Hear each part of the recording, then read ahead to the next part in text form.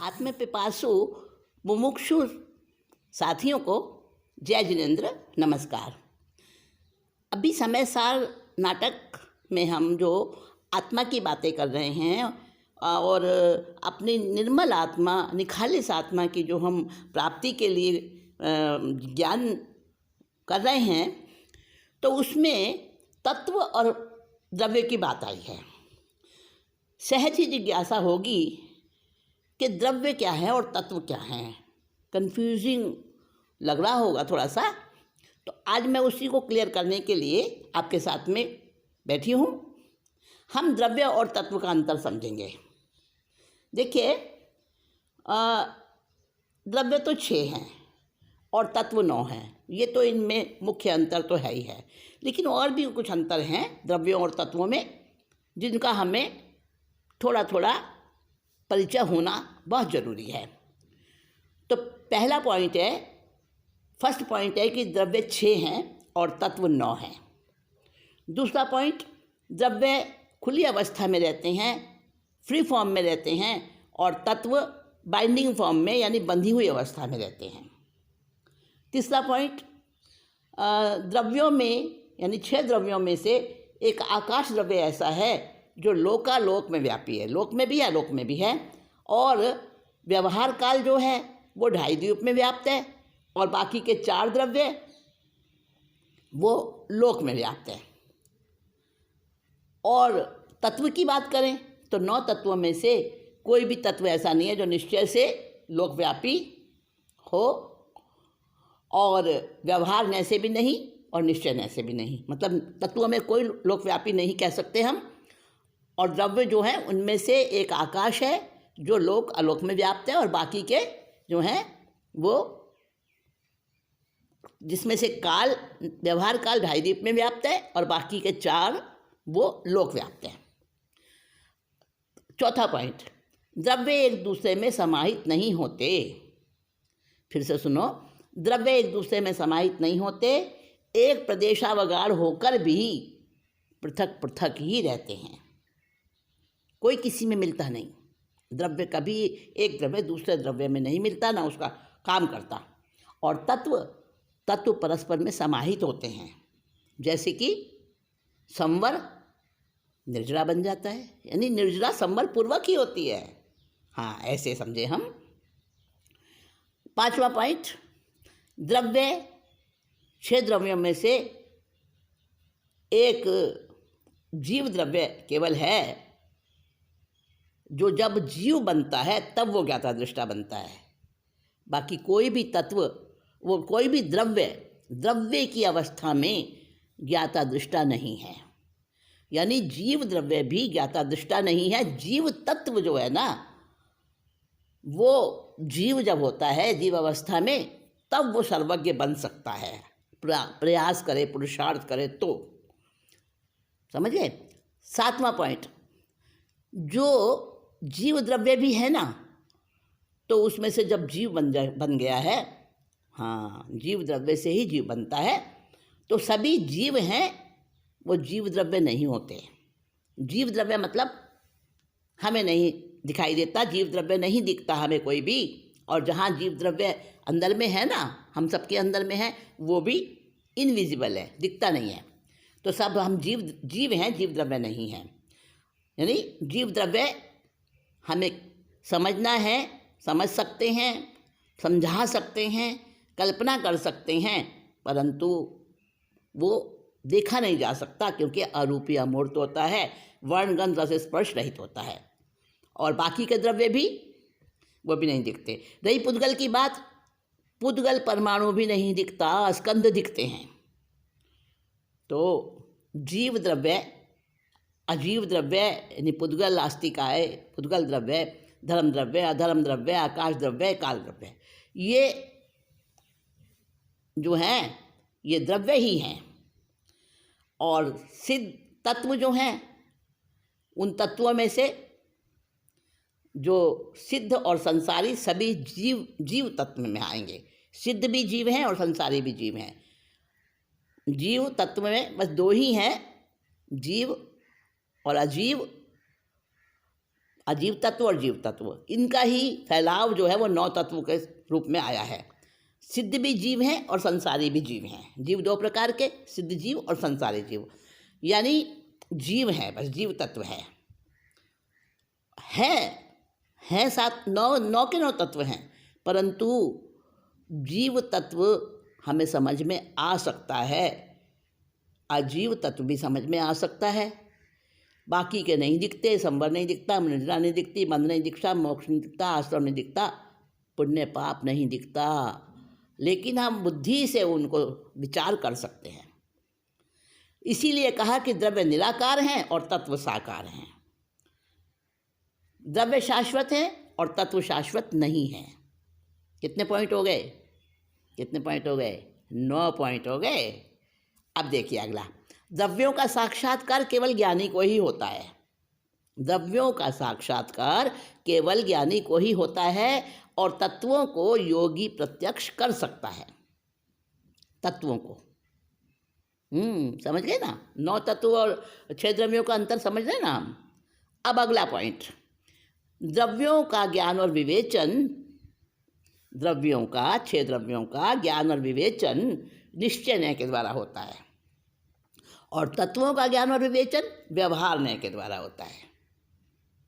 अब निश्चय न्याय क्या, व्यवहार न्याय क्या? हाँ, ये भी आएगा आगे, हम समझेंगे। समय सार में धीरे धीरे हम प्रवेश करते जाएंगे, गहरे गहरे जाते जाएंगे। अगला पॉइंट, द्रव्य और तत्व में अंतर। कौन सा अगला पॉइंट क्या है? द्रव्यों का साक्षात्कार केवल ज्ञानी को ही होता है और तत्व जो है वो योगी को ही प्रत्यक्ष हो जाते हैं और द्रव्यों का ज्ञान विवेचन निश्चय न्याय द्वारा होता है और तत्वों का ज्ञान और विवेचन व्यवहार न्याय द्वारा होता है। अब अगला पॉइंट, जीवास्तिकाय यानी जीव तत्व, जीव द्रव्य। 6 द्रव्यों में एक जीव द्रव्य है ना। जीव द्रव्य से जो जीव बन गया, भाई जीव द्रव्य से जीव कैसे बन गया? हाँ, आपके सवाल का जवाब मिलेगा। थोड़ा सा इंतजार कीजिए, धैर्य रखिए। अभी इतना समझें कि जीव द्रव्य जो है उससे जीव बनता है। जीव का मतलब तो समझते हो ना, जिसमें आत्मा भी है और जिसमें तेजस कार्बन शरीर है और स्थूल शरीर भी है, यानी जड़ और चेतन का मिश्रण, वो है जीव। और जीव द्रव्य जो है वो तो निखालिस है। हाँ, तो जीव द्रव्य से जीव बना, वापस वो जीव द्रव्य नहीं बन सकता, ठीक है। और पुद्गलास्तिकाय, पुद्गल द्रव्य, उससे जो परमाणु बना, परमाणु सबसे छोटा अंश है ना पुद्गल का, अब जो उससे परमाणु बना, परमाणु अलग हो गया, अब वो परमाणु वापस पुद्गलास्तिकाय नहीं बन सकता, पुद्गल द्रव्य नहीं बन सकता वापस। और जीव द्रव्य से जीव अलग हो गया, वापस जीव द्रव्य नहीं बन सकता। कैसे?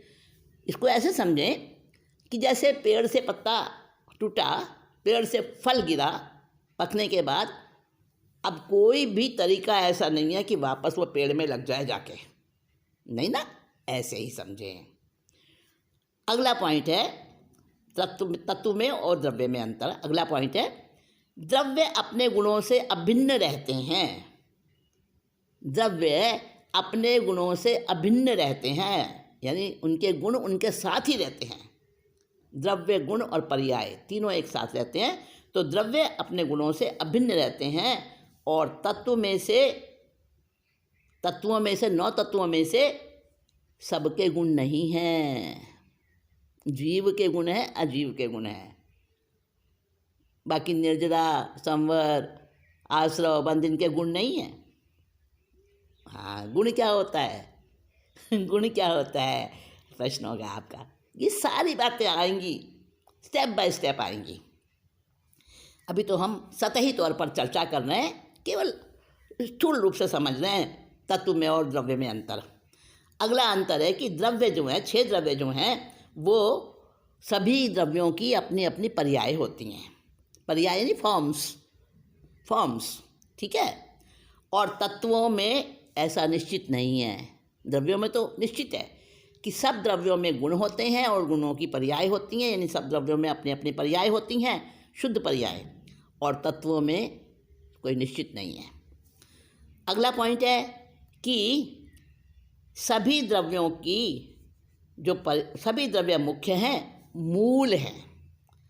और 9 तत्वों में से मतलब 6 द्रव्य तो सारे ही मुख्य हैं, सारे ही मूल हैं, और 9 तत्व जो हैं उनमें से जीव अजीव मूल हैं, और बाकी के तत्व जो हैं 7 वो इन्हीं दोनों की अवान्तर अवस्थाएं हैं।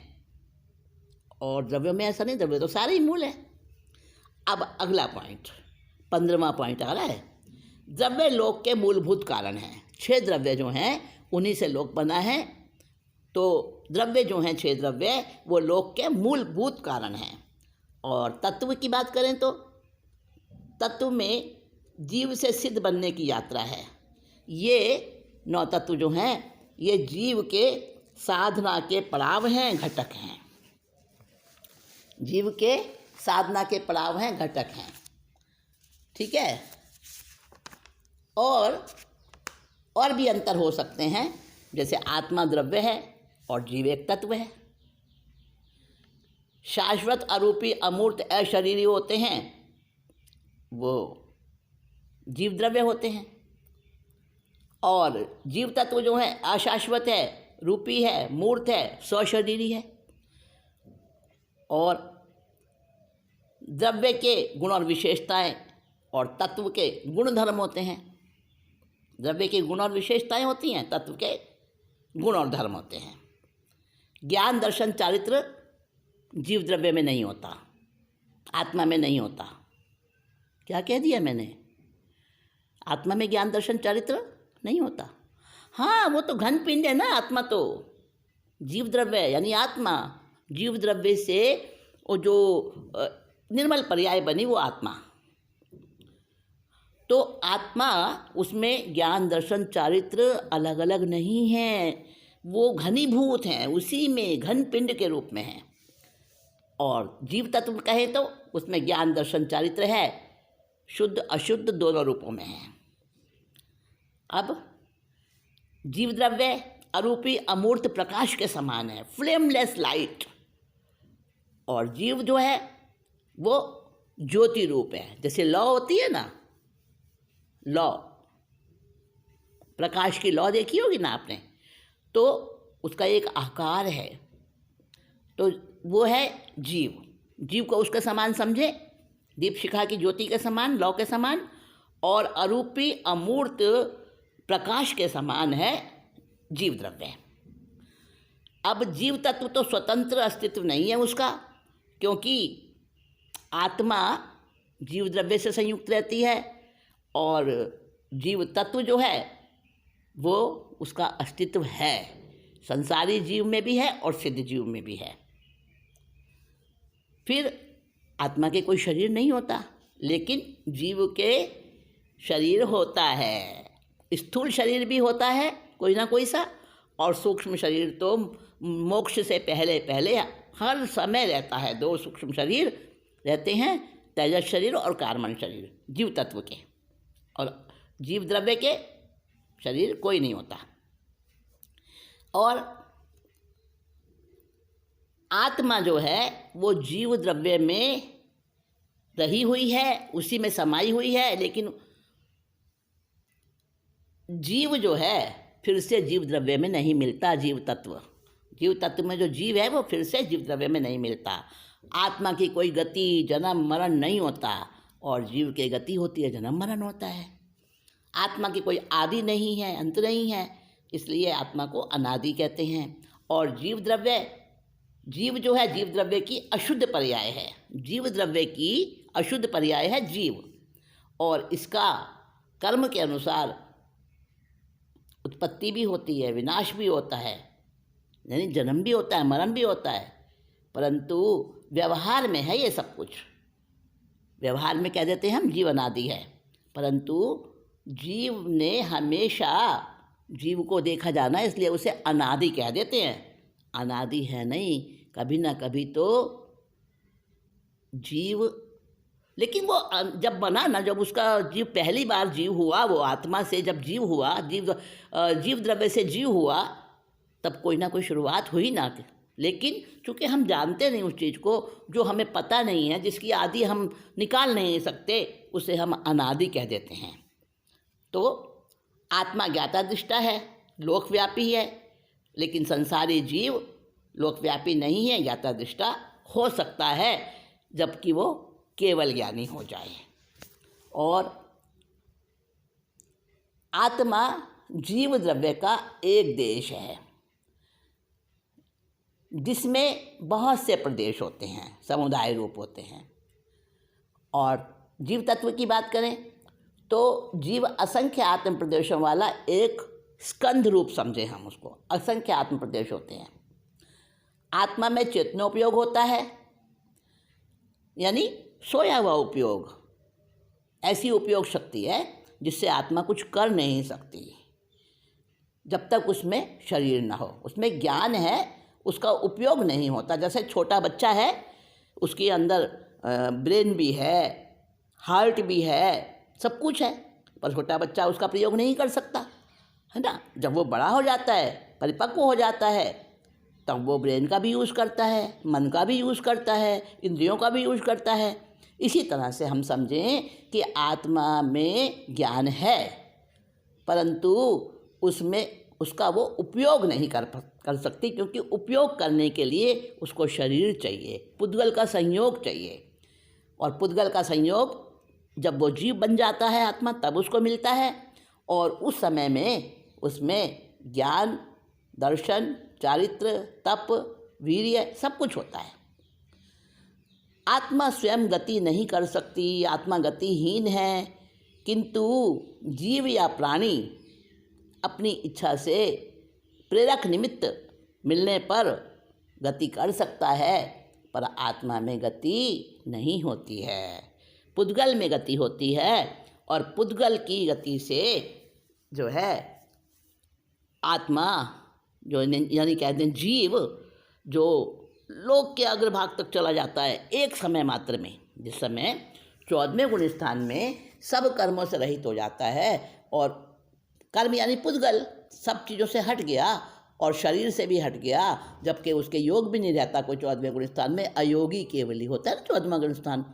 तो जब वो अयोगी हो गया, योग भी नहीं रहे उसके 3 योगों में से कोई योग नहीं रहा, ना मन का, ना वचन का, ना काया का, तो उस समय कर्म भी सारे खत्म हो गए, योग भी सारे खत्म हो गए, सब कुछ हट गया, जितना भी पुद्गल कांश था सब हट गया। तो वो जीव हो गया, खालिस जीव। अभी आत्मा नहीं है, अभी खालिस जीव है। तो वो जीव जो ऊपर गति करता है, क्योंकि उसका ऊर्ध्वगामी स्वभाव है, ऊर्ध गति करता है, वो ऊपर को जाता है और एक समय में लोकाग्र तक पहुंच जाता है।